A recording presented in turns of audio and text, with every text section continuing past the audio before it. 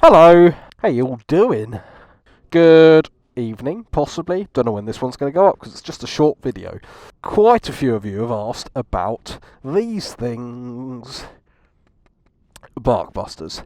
I've had a lot of requests about these. How do I mount them? Do they hit the screen? If not, how? So in this video I'm going to show you exactly how they work. Sorry it's been a long time since this video was meant to go live.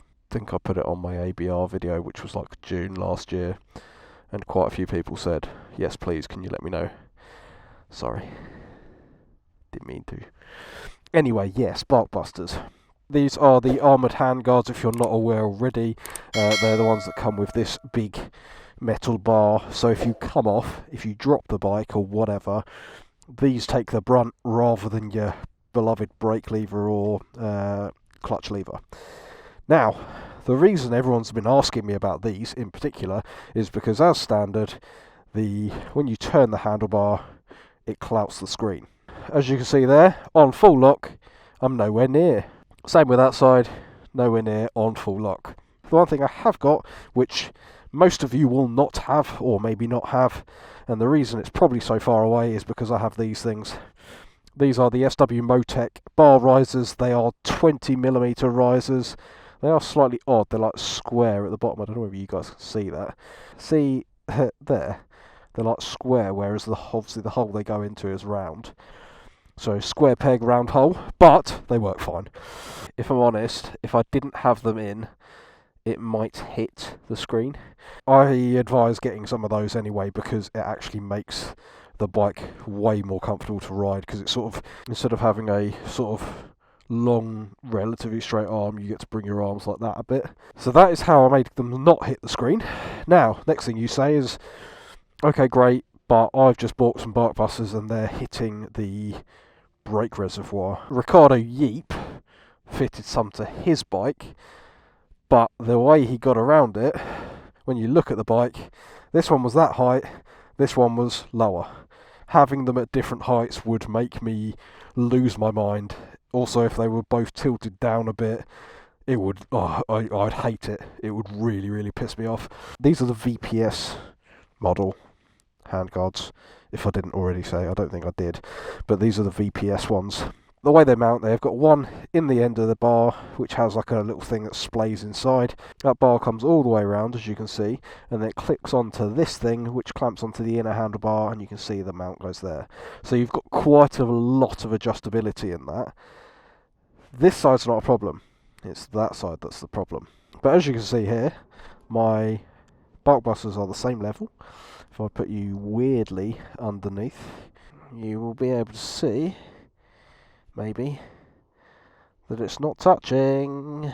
Now, the easiest thing I can tell you to do is this black spacer here is pretty much the same size as what Barkbusters send you. It's still not long enough, Barkbusters, so if you're watching this, sort it out. I've put an extra washer in, so I've got the spacer and a washer, which just brings this slightly further forward, which means it clears the brake reservoir. You don't have to have it underneath or above, which looks really shit, in my opinion. Steve from A Bike Thing, or A Bike Thing in general, not just Steve, they've started doing powder-coated black ones of these, and that's really annoying because I want that. Steve, if you're watching this, please can I have some for free? Or cost price. I'll pay for cost, please. Please. Pretty please. Such a mug. The other thing I like with Barkbusters as well, to mount these plastics on, it's literally just 2 screws which go into the metal. So if you want to swap those out in winter for the Storm ones, which are like the bigger, more protective ones, you can do. These are pretty good. I've got the additional clip thing on. This comes with it. You've got 2 extra screws which bolt this extra little pattern on. With that, they're actually not bad for wind protection, weather protection in general.